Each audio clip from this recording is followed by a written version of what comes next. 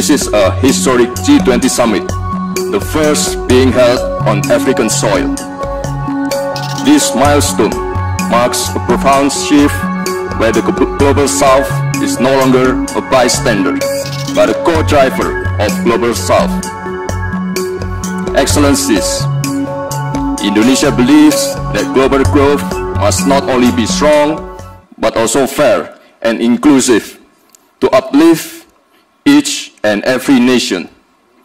Indonesia welcomes the G20's focus on sustainable finance, yet ambition must go further to close gaps and to pursue adaptation, mitigation, and transition that is just and fair.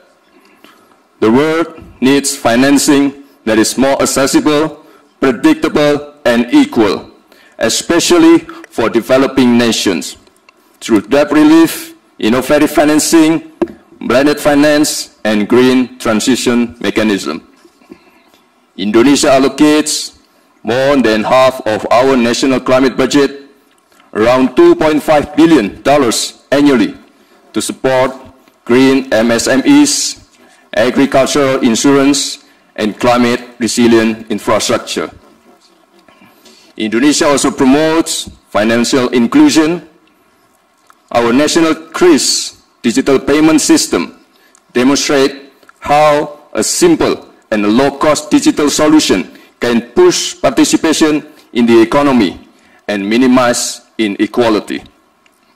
Emerging technologies such as crypto asset, digital tokens, including Bitcoin, may create both opportunities and risks.